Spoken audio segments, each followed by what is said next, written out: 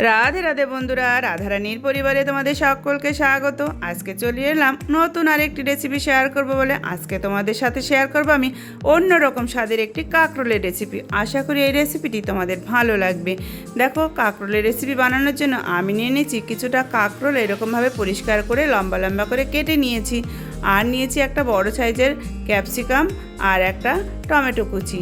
সব সবজি তো আমার কেটে রাখা রেডি হয়ে গেছে। এখনই আমরা প্রথমে মশলাটা তৈরি করে নেব। তার জন্য নিয়ে নিলাম একটা বাটিতে দিয়ে দিলাম একটুখানি আদা বাটা, আর দিয়ে দিলাম ছোটো চামচের 1 চামচ হলুদ গুঁড়ো, 1 চামচ ধনে গুঁড়ো, 1 চামচ জিরে গুঁড়ো, আর দিলাম 1 চামচ ঝাল লঙ্কার গুঁড়ো। এবার দিলাম 1 চামচ কাশ্মীরি লঙ্কার গুঁড়ো। ঝাল লঙ্কার গুঁড়োটা তোমাদের পরিমাণ মতো তোমরা দিয়ে দেবে, যে যেরকম ঝাল পছন্দ করো সে সেরকম দেবে। এবারে অল্প জল দিয়ে মশলাটাকে সুন্দরভাবে আমরা গুলে নিলাম। মশলাটাও রেডি হয়ে গেল। এই দিকে আমরা কড়া বসিয়ে দিলাম। কড়াতে দিয়ে দিলাম সরষের তেল। তেলটা গরম হয়ে গেলে দিয়ে দিলাম একটা শুকনো লঙ্কা আর একটা তেজপাতা, সামান্য পরিমাণে জিরে ফোড়ন। ফোড়নটা ভালোভাবে ভাজা হয়ে গেলে এবারে দিয়ে দিলাম এই যে কেটে রাখা কাঁকরোলটা দিয়ে একটুখানি নেড়ে চেড়ে সামান্য পরিমাণে লবণ আর হলুদ দিয়ে লাল লাল করে কাঁকরোলগুলোকে আমরা ভেজে নেব। এবারে আমরা কাঁকরোলগুলোকে 2 মিনিটের জন্য ঢাকনা চাপা দিয়ে রান্না করব, যাতে কাঁকরোলটা সুন্দরভাবে ভাজাও হয়ে যায় আবার সিদ্ধও হয়ে যায়। ফিরে এলাম 2 মিনিট বাদে।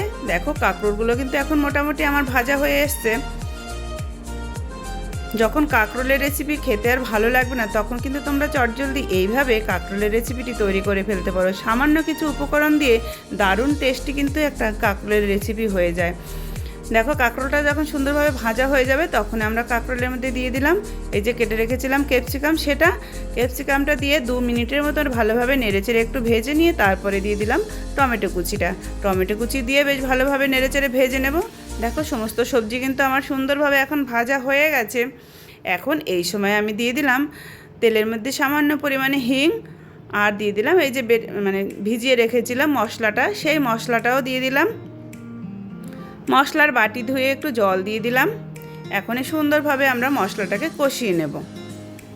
মশলাটা যত ভালো কষানো হবে রান্নার টেস্টটা ততটাই ভালো হবে।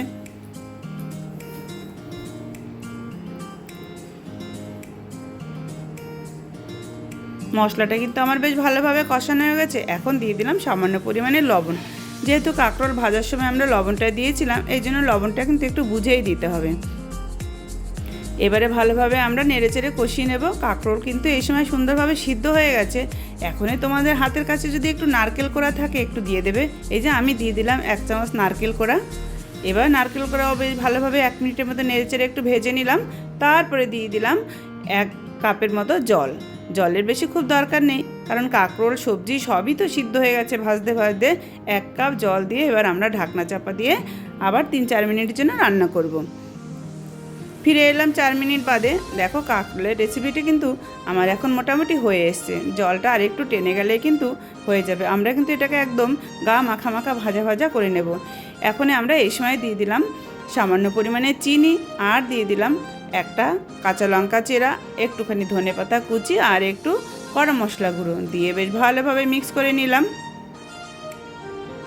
এখন কিন্তু সবজিটা আমার পুরো শুকিয়ে গেছে। এখন সবশেষে আমরা দিয়ে দিলাম সামান্য পরিমাণে ঘি। এইবারে নেড়েচেড়ে আমরা নামিয়ে নেব, গ্যাস অফ করে দেব। কাঁকরোলের রেসিপি তোমাদের কেমন লাগলো তোমরা কিন্তু অবশ্যই আমাকে কমেন্টে জানিও বন্ধুরা। এইভাবে তোমরা কাঁকরোলের রেসিপি চটজলদি সামান্য কিছু উপকরণ দিয়ে দারুণ স্বাদে টেস্টি কাঁকরোলের রেসিপি বানিয়ে ফেলতে পারো। গরম ভাত, রুটি, পরোটা সব কিছুর সাথে কিন্তু দারুণ লাগে বন্ধুরা এই রেসিপিটি। তো আজকের আমার এই কাঁকরোলের রেসিপি যদি তোমাদের ভালো লাগে লাইক, শেয়ার, কমেন্ট করো। আর এই রকম নিত্য নতুন রেসিপি পাওয়ার জন্য আমার চ্যানেলটিকে সাবস্ক্রাইব করে রাখার অনুরোধ রইল। আজ তাহলে আসি বন্ধুরা, দেখা হবে আবার আরেকটি নতুন রেসিপি নিয়ে। রাধে রাধে।